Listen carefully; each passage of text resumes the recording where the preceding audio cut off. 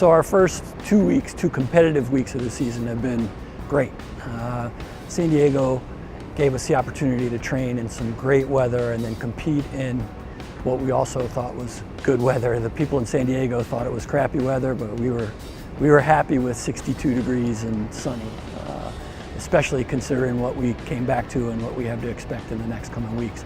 But we had some great performances there, particularly from our sprints and jumps group.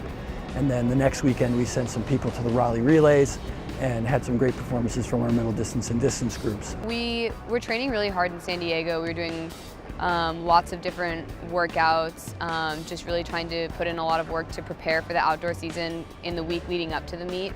And then at the meet, I think a lot of people did well. Me and Austin were the two that competed in pole vault.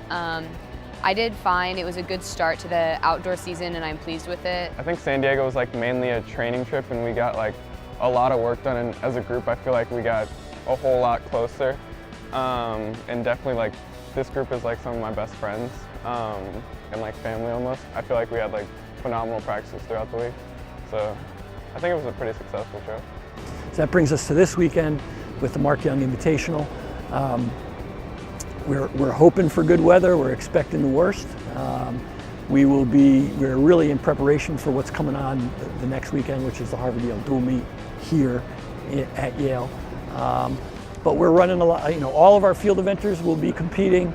We'll be running sprinters kind of catch as catch can. We'll see what the weather's doing. We've got a lot of people entered, but we'll see what the weather's doing before we decide we're gonna trot out a bunch of sprinters in really cold weather. This first meet, we're gonna have to adjust to throwing outdoors again, especially when it's supposed to be rainy this weekend, but after this meet, we should be starting to pick it up. I would say the transition from indoor to outdoor, you have a lot more factors that are affecting you. It's like weather plays a huge role.